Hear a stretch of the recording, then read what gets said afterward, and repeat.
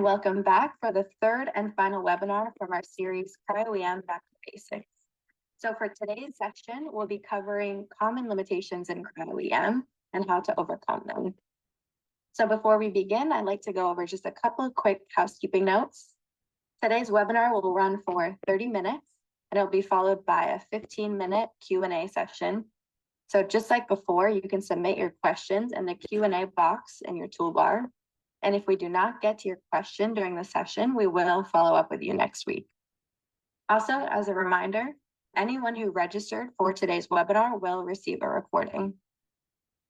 So once again, it is my pleasure to introduce our speaker, the CSO of Nanoimaging Services, Giovanna Scapin. So Giovanna has extensive industrial experience in the field of structural biology and structure-based drug design from her career at Merck. She trained at the New York Structural Biology Center in order to learn Cryo-EM, and then played a pivotal role in establishing Merck's Cryo-EM facility.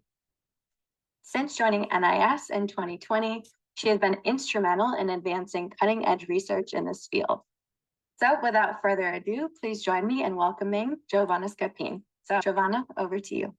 Thank you, Sarah, and hello, everybody. Welcome to the third part of this webinar series about fundamentals of Cryo-EM, in which we will focus on understanding what the limitations of Cryo-EM are and how we are trying to overcome them. And again, as I mentioned at the beginning of the previous two webinars, if you're interested in more detail and in-depth description and discussion of the theory and practice beyond it all, please refer to the many online tutorials and to the wealth of articles available. This is a brief overview of what I will cover today, a reminder of what is the process from sample to structure, and then I will try to highlight step by step what are the limits, the possible solutions, and the opportunities that we still have. I would like to conclude with my own outlook and a hope for the future. The process. I think that by now we all know very well all the necessary steps that go from specimen preparation all the way to structure determination. But today, I will also touch upon what it takes to get to the sample, so to the tube, and what are the ideal requirements a sample should have to allow for a successful series of Cryo-EM experiments. Let's take a look at where the real or perceived bottlenecks along the entire process are. And we will briefly discuss the effects that they might have in a few minutes. Specimen preparation is slow, manual, and not at all reproducible. Grid screening and data collections are slow as well, although they are getting a bit faster, as we have seen in the second webinar, but they're still mostly manual, and the results are very much dependent on the grid that we are analyzing. And so the results are dependent on the first step. Data processing and 3D reconstructions are still mostly manual. They're still very slow, and they generally may require multiple steps to address, for example, problems with a preferred orientation or sample heterogeneity or sample flexibility. How we do data processing and how fast we can go during data processing depends on how the data were collected and what data were collected, which is of course dependent on how the grids were made. Which is another way to say that all the steps are interconnected, and how we prepare and screen the grids will impact the process all the way through to 3D reconstructions if we ever get. What do I mean by that? For example, we have one sample and we want to test a few conditions: grid type, concentration, detergents. But since one of the bottlenecks in the grid prep is irreproducibility, just to be sure that we will have at least one good grid, we will end up making at least, let's say, 3 grids for each condition, which means that it will take 3 times more sample, 3 times more grids, and 3 times more time. Then, of course, we have to screen all the grids and hopefully get one good one that will allow us to go on an overnight data collection. And then in the morning, after the 2D classification is done, we realize that the sample has a preferred orientation or it's falling apart. which probably means we need to go back to step 1 and 2 and repeat the cycle again. So what does it practically mean? Let's get some numbers around it, starting with the magic 12 number, which is the number of grids that we can load in one cassette at any given time in our autoloader microscope. So the maximum number of grids that can be screened in one session. On the first round, we can test and screen, for example, since we have to make triplicates, 2 concentrations and 2 grid types. This is one round of screening. In the second round of screening, based on the previous results, we can further explore around, for example, 1 concentration, 1 grid type, and a few additives or detergents. And hopefully we'll be able to get an overnight data collection. This is 24 grids that we prepare and clipped and screened, a full day in the lab and an overnight data collection. It's 24 hours that we used, and at the end, we don't really know if you're getting what we want. But let's say we did find a good grid. The next bottleneck, as we discussed in the first webinar, is the data collection process and the fact that success and the time that it takes to a data collection are highly dependent on the grid type and on the grid quality, and they are really hard to predict upfront. We know that the available area, bad grids, good grids, so-and-so grids, the target selection, let's avoid the edges of the squares, for example, or target mid to thick ice. These are all information we get from screening. But screening is usually based on a very limited sampling of the grid. And again, since in Cryo-EM, nothing is ever as you would expect it to be, the top of the grid might obey by the rules, but the bottom might not. And so we usually end up using what we learn from screening as a general guidelines, but we tend to collect as many images as possible, brute force approach. But there is always a time also on that, a time limitation and also grid limitation. For example, different type of grids have different amounts of holes, and so different types of images that are accessible with the same, for example, beam shift, which will result on a very large difference in images collected in the same amount of time. But also, how do we know that these images are good? And how do we know that they are enough? Or maybe they are too many.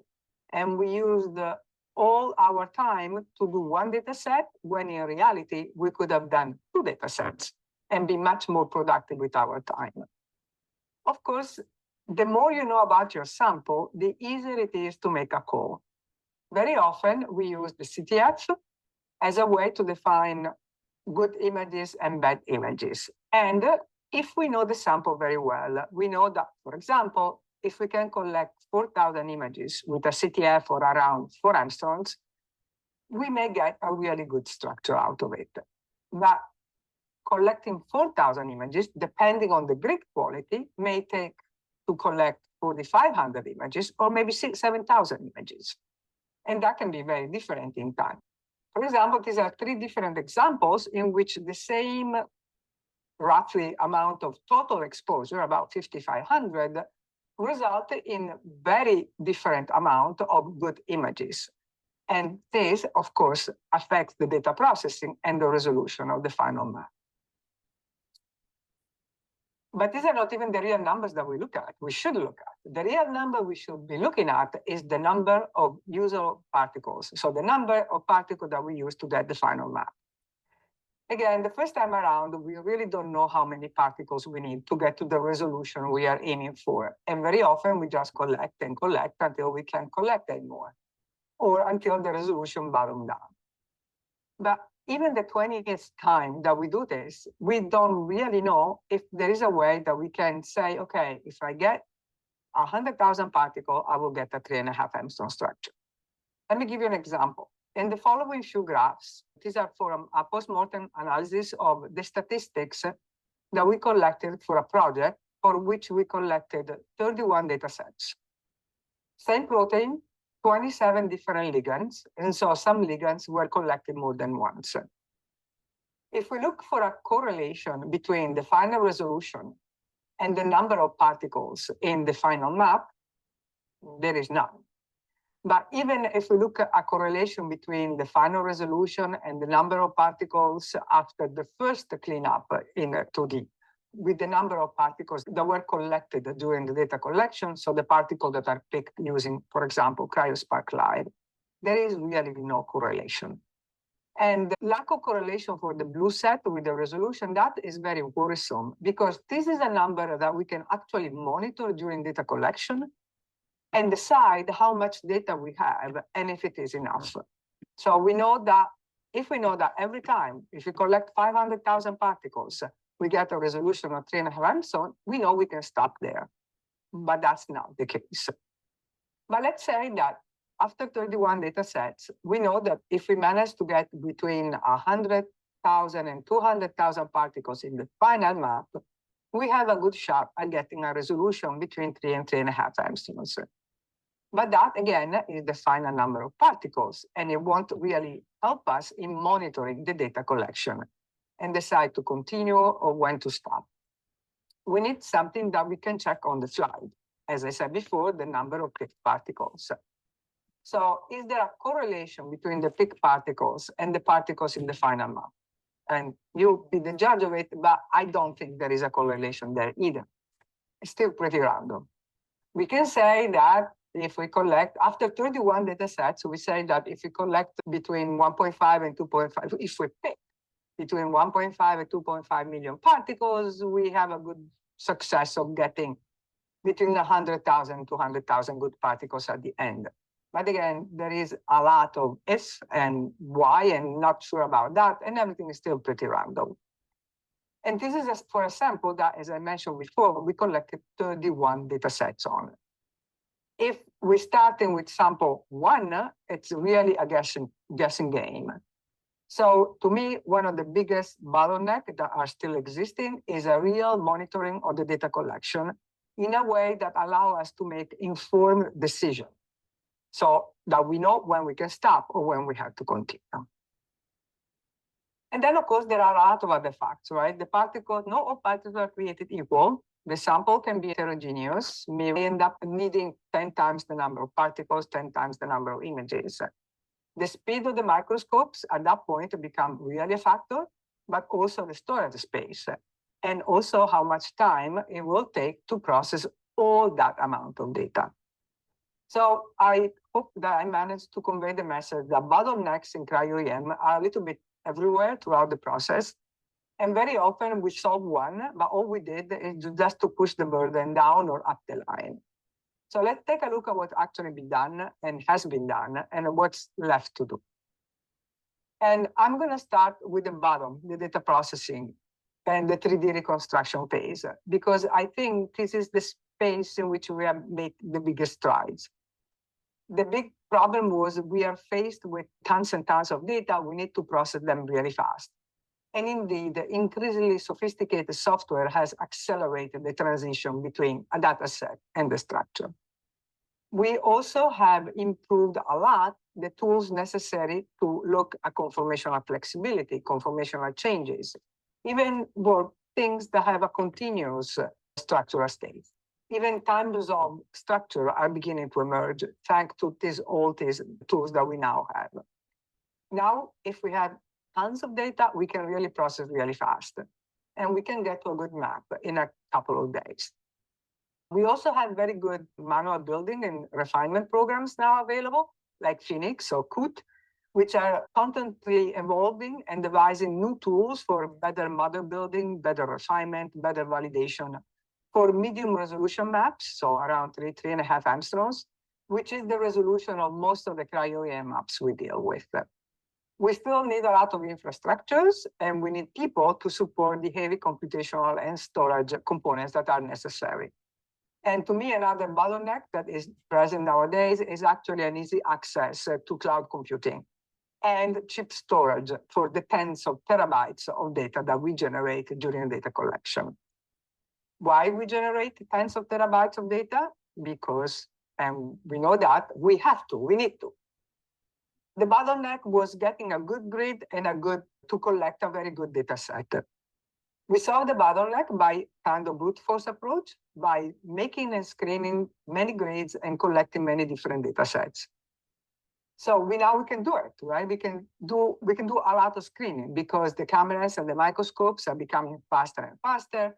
We can screen grid in an automated way that allow us to take full advantage of the 24/7 time and the operator availability. And so we can brute force our way out of finding the good grid. But the question is, why do we still need to use a brute force approach to find the best grid and the best way to collect the data? Because that's the biggest thing. Grid preparation is still highly variable, not reproducible, and sample quality can be very variable. Let's talk a little bit about sample and what we need the sample to be in order to be a successful cryo-EM experiment. And what we need the sample to be is dictated by the cryo-EM process. The most important thing to remember is that we talk about single particle analysis because we look at the individual particles that are floating around in solution or then embedded in ice. But in reality, what we are working with is always an averaging on many individual projection images. The first thing that then we need to be able to do is to pick this particle correctly. And then we need to properly group them according to shape and orientation. And then we need to properly align them in 2 dimensions and then in 3 dimensions to get to the resolution that we want to be. And that is where some of the limitation of cryo-EM come from. In order to be able to carry out step 1 and 2, we, or the computer, need to be able to see the particles, but also to identify conformational characteristics that allow grouping of the particles into classes. In my view, the biggest limitation to these steps comes from the size of the sample. There is a reason why we have lots and lots of maps for samples that are above 100 kilodalton and very few that are below 100 kilodalton. Simple small particles are just very difficult to see and orient. And this is still a limitation that is present nowadays. In order to be able to properly align things, we also need the sample to be as conformational, stable, and ordered as possible. The better we align particle in 2D and in 3D, the more details we will be able to see. Flexible dancing objects don't really work well with cryo-EM. But even with samples that meet all of these requirements and maybe other requirements, getting a structure via cryo-EM is still very complicated. Now, I'm sure that most of you have seen this slide and most of you have heard me talking about the sample and the cryo-EM projects. And I still think that preparation of high quality samples and grids will remain the rate determining step for many cryo-EM structures. So what I'm showing here is a compilation of projects that we saw at NIS for over a period of about 36 months. And these projects were classified depending on the behavior that they showed in the entire process from grid preparation all the way to 3-dimensional structure resolution. And sadly, what we can see is only less than 8% of the sample are what we define well-behaved samples. So a sample for which we can make quickly a couple of very good grids, we can collect quickly good data, and we can quickly do the 3-dimensional structure reconstruction, let's say in less than 2 weeks. Everything else has some problem that will inevitably slow down the process. Some of these issues, like sample flexibility, sample size, the fact that they're present in low concentration, can be addressed in many cases by working very closely with the protein science group. For example, samples that are too small or too flexible can be handled by using mass enhancer or by complexing them with Fab or other biological partner. It still is and remains a sample-to-sample approach. So every sample needs a specific solution, although there is some effort in trying to devise some universally applicable tools that can be used no matter what the sample we are looking at is. There is something that microscopists can do when faced with small proteins, and this can be a more generally applicable approach. But in general, it is much slower and difficult and expensive. because it will require a lot of grid prep and a lot of microscope time. Data quality can be improved by optimizing the vitrification condition and by the use of very carefully selected data collection and processing parameters. If you are interested, we published last year a couple of papers in which we showed that we can reconstruct to atomic resolution molecules that are below 70 kilodalton. And we can do this using our glaciers microscope. And this was done by carefully monitoring and optimizing grid prep and data collection parameters. But I think that there is still something left to do here for people that is not me and is not the microscopist, but is software developers. And it's improving all the algorithms that we have for particle alignment, both in 2D and especially in 3D alignments. I often see that small particles produce beautiful 2D classes, but then when we move in a 3D reconstruction, everything falls apart. So this is one of the areas that need a lot of work. Micrographs have every information we need in there. We just need to find a way to identify them and align them properly. But most of the problems we see during vitrification arise from the vitrification process itself. And that's why we always insist for the best possible characterization of the sample in solution. If the sample is good, right concentration, stable, non-aggregating, etc., in solution, and we know that, and then we get crappy grids, it's not the sample, it's the grid making process. And the air-water interface is the likely cause of many of the issues that we encounter during vitrification, including preferred orientation, which is about 70% of the cases, but also the problems like aggregation, denaturation, refusal of the particle to go into the holes, whatever happens. The effect of the air-water interface was elegantly shown by Alex Noble a few years ago, and this is the paper, by doing tomography on a huge number of single particle cryo-EM grids. All the details are in the paper, but here there is just a small subset showing that for almost every sample that he looked at, first of all, the ice is not very thin and it's all over the places, but also all the particles are always stuck to the AWI. So how do we address this problem? There are a few solutions, and I will talk briefly about them in the next slide. We also have on our website a nice blog written by one of our scientists, which address the complication of grid preparation and some of the possible solutions that we can apply. Speaking of solutions, from our experimental point of view, there are a lot of ways that we can try to minimize this air-water interface effect. We can manipulate the sample by adding detergents or other additives that will prevent the stickiness, for example. Or we can try different types of grids. Gold and carbon as substrate may react differently with the sample, or we can use continuous support grid for better if they are functionalized with something that will trap the molecule away from the air-water interface, with the added benefit to increase particle density and produce uniformly thin vitreous ice. Or we can try vitrification methods that are different from the Vitrobot, which is the standard plunge freezing method. Methods that will affect, for example, the time between preparation and freezing, will affect the ice thickness, and will affect the possible particle distribution in ice.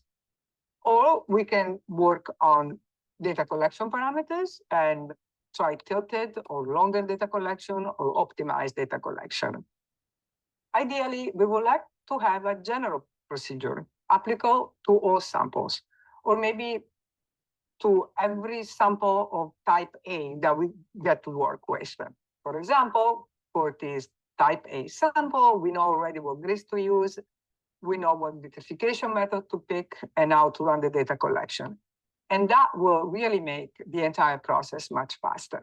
But unfortunately, we still don't. And we spend a lot of time trying to address all other issues that we talk on a case-by-case function. How much time are we talking about? A lot. All these bottlenecks do add up a lot.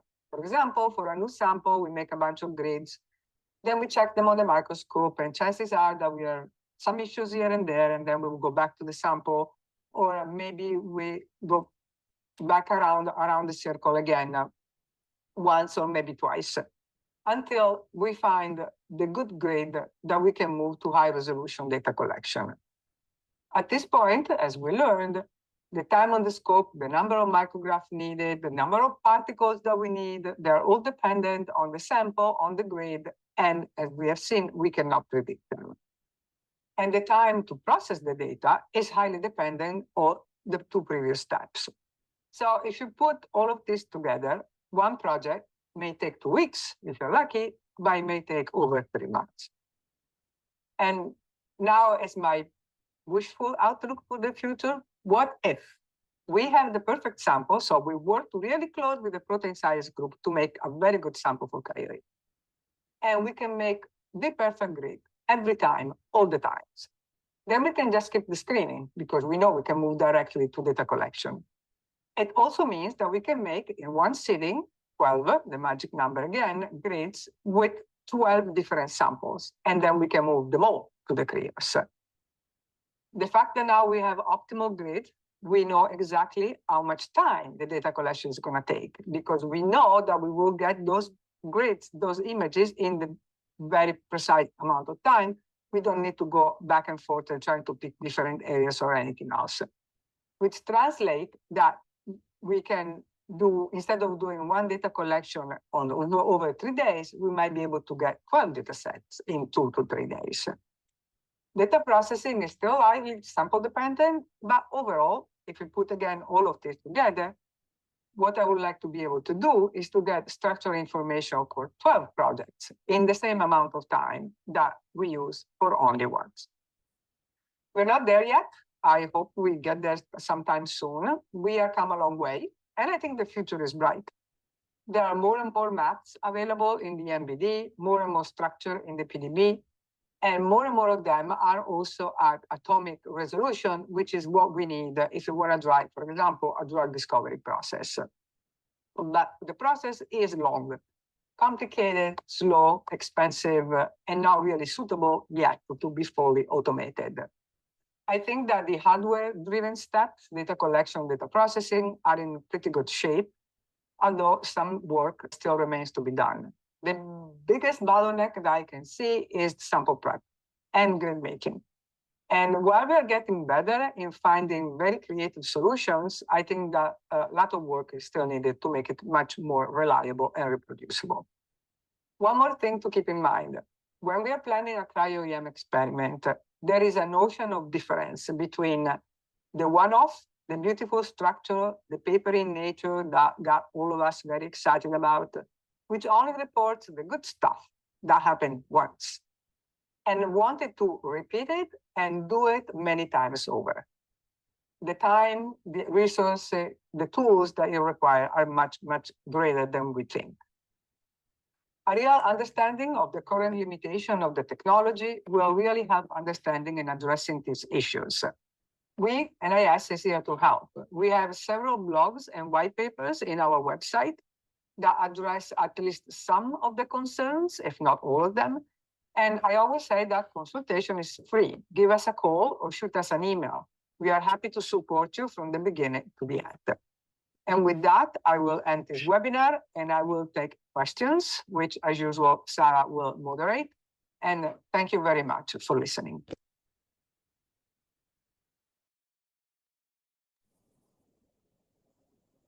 Thank you, Giovanna, for another excellent talk. It's very exciting to see how far we've come in Cryo-EM and hear your thoughts about where we're going. And so now we're going to enter into the Q&A session.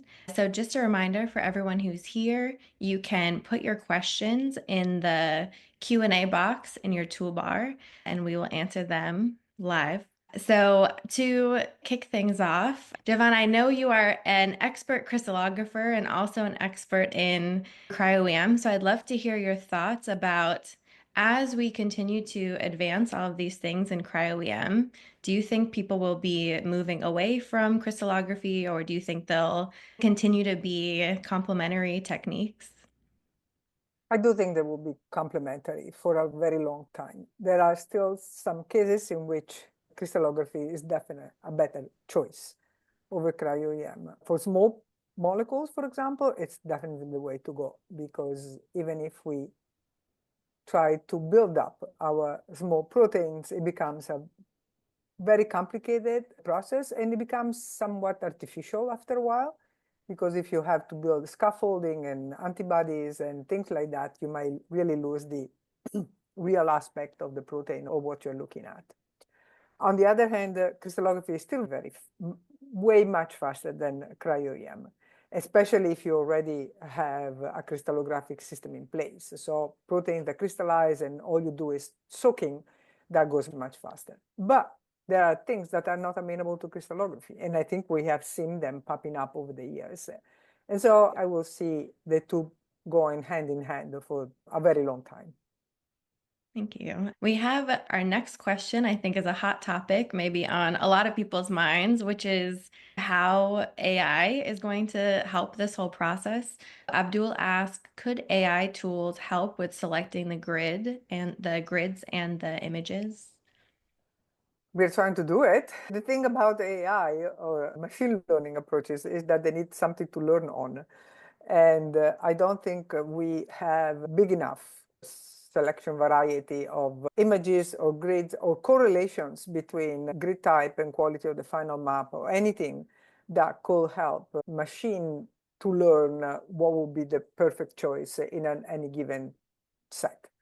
Eventually, when we accumulate or when we are able to mine all of this amount of data, we may be able to use a much more intelligent decision-making approach.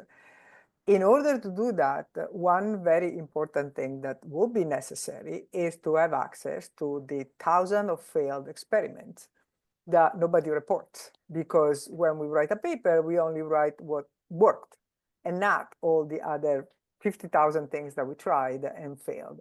We also need to learn what fails in order to learn what actually works. And so building a really big library of data becomes essential in order to apply the AI at this point. The example that I had with those 31 data sets, that was a very limited attempt to use, database knowledge to try to understand what do I do next time with data set number 32. And I think I showed you that there was really no clear decision-making process going there. There was no clear indication. Yes, it's possible. I'm looking forward from the day in which we could do it, but it will take a while for now. Sure. On a similar topic, I think a lot of people ask us how AlphaFold is affecting the whole process. And there's always the question of, is AlphaFold making some of these techniques obsolete, or is there a way that we're using it to our advantage? So I'd love to hear your thoughts on that. So AlphaFold gives you a model, and that could be a really good starting point. And so for Cryo-EM gives access to many different protein and protein classes for which we had no experiment-based structural information, right? Because we couldn't crystallize them or because they were too big for NMR, and so we couldn't use NMR. Now we have these maps, and we need to build something inside the map. So for that reason, AlphaFold is great because it provides you with an initial model that we can initially dock the map and then optimize the model based on the experimental data that we have. It won't accelerate the step leading to the map, not yet. It might accelerate if we think about construct design or something like that.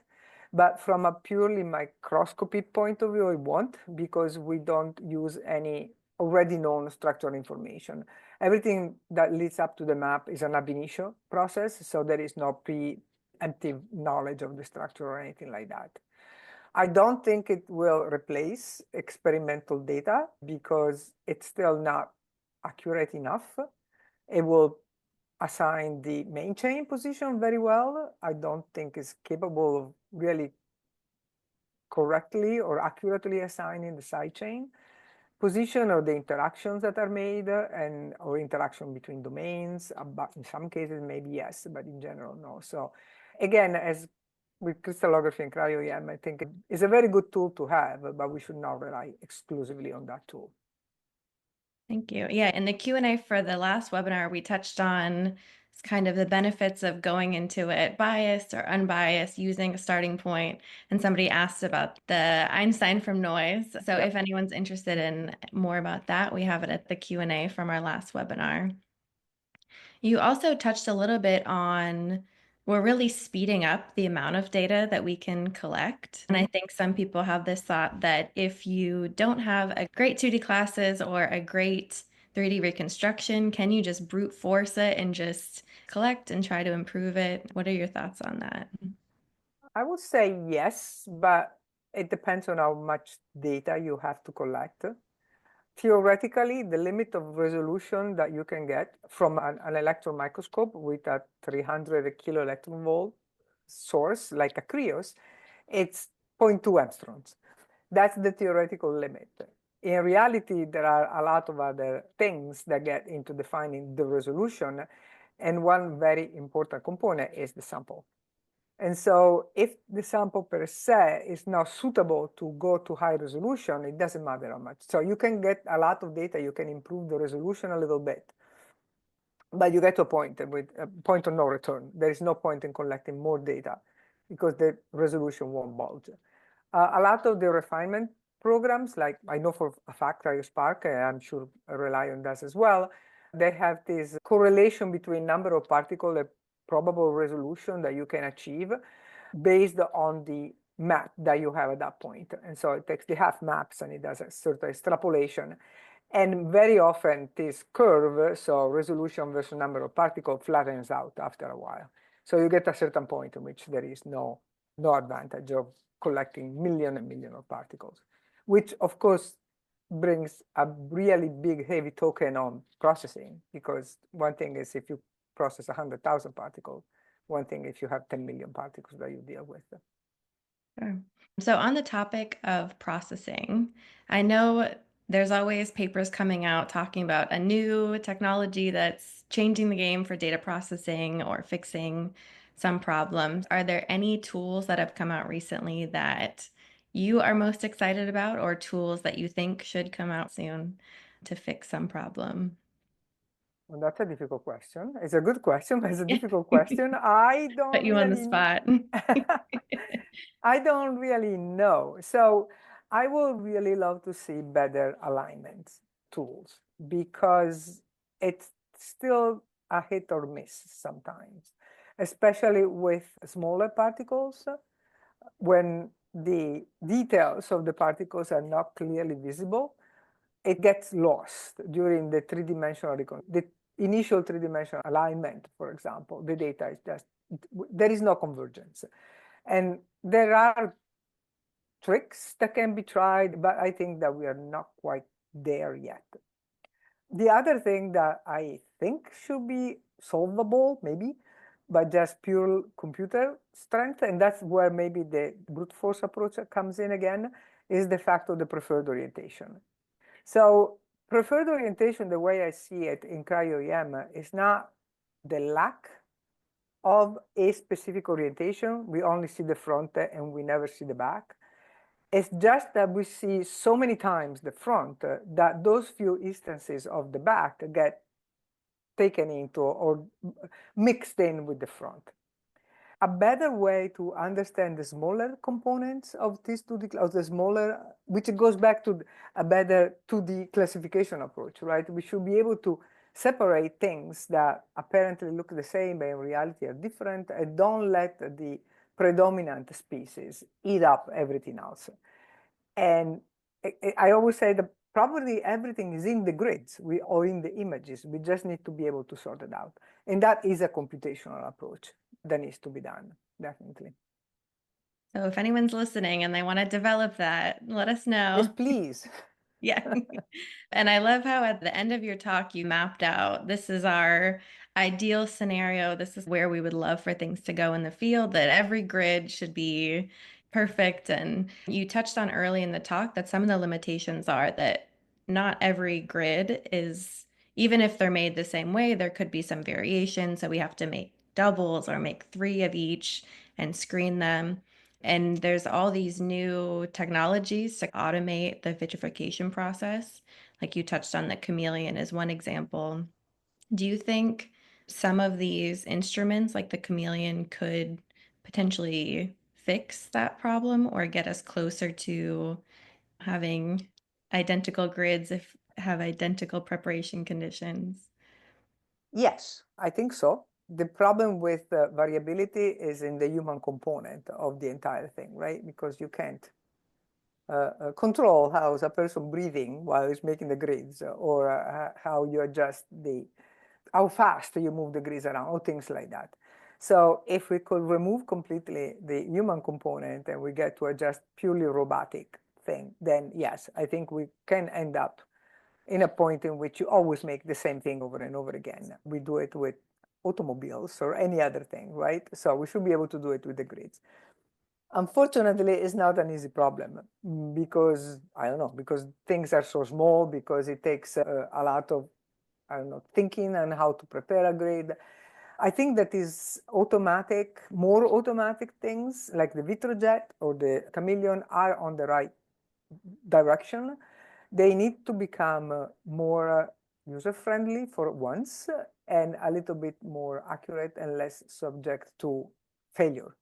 They work when they work, but very often they tend to get stuck on something. They don't work very well, and they're awful a good start, but I have not seen something that will convince me completely that's the perfect solution, not yet. But it's the way we should go, absolutely. Sure. Thank you. So we have a question from Seth. Will additional advancements help lower the minimum protein size needed, or is the protein size requirement an intrinsic limit? Yes. So it is an intrinsic limit because it's the limit of detection. Again, we can use higher magnification, and I think we sometimes, very often we do. But again, we have the signal to noise problem that we need to address. And since the particles are embedded in ice and the ice is noisy, if the ice is too thick, for example, then it will become very difficult to identify this particle, even if we use a very high magnification. So it's maybe, I would say, the other way I look at it is, can we do it once or can we do it routinely? And I think right now we can do it once. I don't think we can do it routinely. I don't think we need better microscopes. I think we need better grid making in order to solve the problem. Thank you. So with that, we will conclude our final webinar from our series, Cryo-EM Back to Basics. So again, I would like to thank you, Giovanna, for another excellent talk. I want to thank all of our attendees for joining us and for your excellent questions throughout this whole webinar series. So if you have any additional questions or you'd like to connect with us, you can feel free to reach out at info@nanoimagingservices.com. And as a reminder, everyone who registered for this webinar will receive a recording. A great way to stay in touch to learn about upcoming webinars would be to either subscribe to our newsletter or to follow us on LinkedIn. And so once again, thank you everyone, and hope everyone has a great week. Thank you.